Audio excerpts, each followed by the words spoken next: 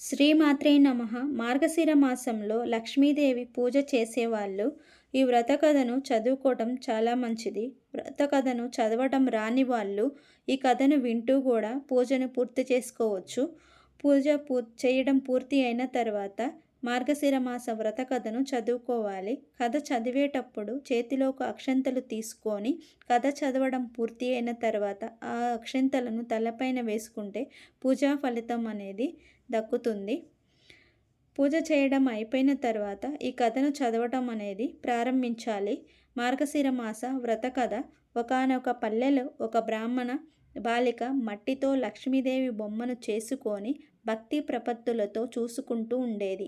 సవతి తల్లి తన బిడ్డలను ఆడించేందుకు ఆ బాలికకు అప్పగించి చిన్న బెల్లం ముక్కను కూడా ఇచ్చేది. ఆ బాలిక ఆ బెల్లాన్ని లక్ష్మీదేవి బొమ్మకు నైవేద్యంగా ఉంచేది. కొన్నాళ్ళకు ఆ పాప పెద్దదయ్యి పెళ్ళయి అత్తవారింటికి వెళ్ళిపోయింది. తనతో పాటే లక్ష్మీదేవి బొమ్మను కూడా తీసుకొని వెళ్ళిపోయింది. అంతటితో ఆమె పుట్టింటి వైభవమే తరలిపోయింది. అత్తింట్లో నిత్య కళ్యాణం, పుట్టింట్లో నిత్య దరిద్రం దాపరించింది. ఆ విషయం తెలుసుకున్న ఆ యువతి వెంటనే తమ్ముణ్ణి రప్పించి ఒక చేతికర్రను దొలిపించి దాని నిండా వరహాలు పోసి అతనికి ఇచ్చింది. అతను ఇంటికి వెళుతూ దారిలో కాలకృత్యాల నిమిత్తం ఆగి కర్రను ఒక చెట్టుకు పెట్టాడు. అంతలో ఆ దారిన పోయే వారెవరో ఆ కర్రను తీసుకొని పోయారు. తిరిగి వచ్చిన తమ్ముడు కర్ర కోసం వెతుక్కొని కనబడక చేసేది లేక ఇంటికి వెళ్ళిపోయాడు. కొన్నాళ్ళ తర్వాత అక్క తమ్ముణ్ణి పిలిపించి ఇంటి పరిస్థితిని అడగ్గా ఎప్పటిలాగే దరిద్రంగానే ఉందని చెప్పాడు.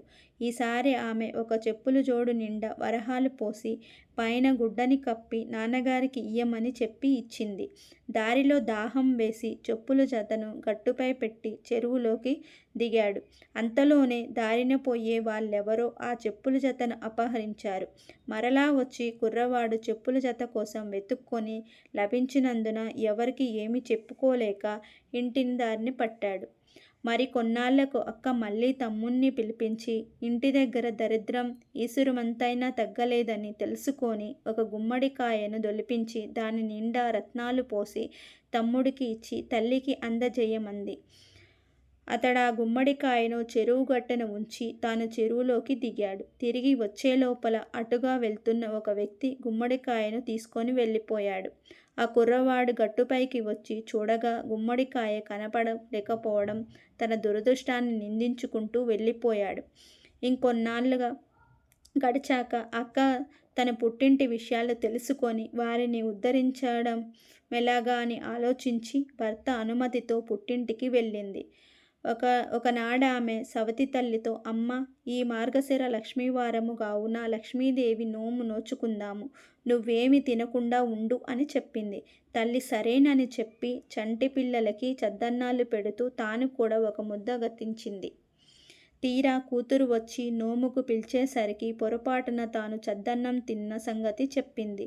అందుకు కూతురు చింతించి, పోనీలే, వచ్చేవారం చేసుకుందాము, ఆ రోజైనా జాగ్రత్తగా ఉండు అని చెప్పింది. ఆ రెండో లక్ష్మీవారం నాడు పిల్లలకు తలంట్లు పోస్తూ ఆ తల్లి గిన్నెమంటున మిగిలిన నూనె నూడ్చి తలకు రాసుకుంది. కూతురు వచ్చి నోముకు పిలిచేసరికి తన తప్పు గురి తెచ్చి ఈ విషయాన్నే చెప్పింది. సరేలే, మూడో వారం నోచుకుందావు గాని అప్పుడైనా నిష్టగా ఉండు అని హెచ్చరించింది కూతురు. అలాగేనని అన్నదే గాని ఆ మూడో మార్గశిర లక్ష్మీవారం నాడు ఆ తల్లి పిల్లలకు తల దువ్వుతూ తాను కూడా తల దువ్వేసుకుంది. కూతురుకు బాధ వేసింది. ఇలా అయితే మీ దరిద్రం తీరదు, మీ బ్రతుకులు మారను అని గట్టిగానే చెప్పింది. అంతేకాదు, ఆ నాలుగో లక్ష్మీవారం నాడు ఉదయమే తల్లికి ఒక గోతిలో కూర్చోబెట్టి పైన బల్లెలు పరిచి దాన్ని ఇంటి పనులు చేయసాగింది. ఈలోగా పిల్లలు వచ్చి గోతి మీద చెక్కలపైన కూర్చొని అరటిపళ్ళు తిని ఆ తొక్కలను చెక్కల సందులో నుంచి గోతిలోకి వేశారు. అప్పటికే ఆకలితో నకనకలాడుతున్న తల్లి ఆ తొక్కలని అమృతపు ముక్కల్లాగా తినేసింది. కూతురొచ్చి నోముకు పిలవగానే అరటి తొక్కల్ని నోటిలో వేసుకున్న సంగతి చెప్పింది తల్లి. కూతురు చాలా బాధపడింది. నిజం చెప్తున్న కారణంగా తల్లిని ఏమీ అనలేకపోయింది. కానీ అసలు ఆ పుట్టింటి దరిద్రం పోగొట్టాలంటే తాను మరొక పుట్టుక పుట్టాలి పుట్టాలేమో అని దుఃఖించింది. అయినా దరిద్రం వహించి, అమ్మా, నీ అదృష్టం కొద్దీ ఈ సంవత్సరం ఈ మార్గశిర మాసంలో 5 లక్ష్మీవారాలొచ్చాయి. చివరి లక్ష్మీవారమైన శ్రద్ధ వహించి నోము నోచుకుంటే బాగుపడతారు. లేకుంటే నేనేమి చెయ్యలేను అని చెప్పేసింది. అంతేకాదు, ఆ చివరి లక్ష్మీవారం నాడు తల్లి కొంగును తన కొంగుకు ముడివేసుకొని ఏ అపచారము జరగకుండా చూసుకొని స్నానం చేయించి నోము నోపించింది. కూతురు పూర్ణపు కుండములు నివేదించగానే లక్ష్మీదేవి వాటిని స్వీకరించింది. కానీ తల్లి పెట్టినప్పుడు మాత్రము స్వీకరించలేదు. అది చూసి కుమార్తె ఆ నివేదన ఎందుకు నిరాకరించావని అడగగా లక్ష్మీదేవి, అమ్మాయి, నీ చిన్నతనంలో నువ్వు నీ బొమ్మతో ఆడుకుండగా నీ సవతి తల్లి నిన్ను చీపురు కట్టతో కొట్టింది. అందుచేతనే ఈవిడగారి నైవేద్యం నేను తీసుకోవడం లేదు అని చెప్పింది. అప్పుడు ఆ కూతురు లక్ష్మీదేవి క్షమాపణ చెప్పి తల్లిచేత కూడా క్షమాపణ చెప్పించగా లక్ష్మీదేవి ప్రసన్నురాలై నైవేద్యాన్ని స్వీకరించింది. వచ్చే సంవత్సరమైనా ఈ మార్గశిర లక్ష్మీవారాల నోము విధి విధానంగా చెయ్యమని ఆదేశించింది. కూతురు తన తల్లి చేత అలాగే చేయించగా ఆ ఇంటి దరిద్రము తొలగి ఎనలేని భోగభాగ్యములు కలిగాయి.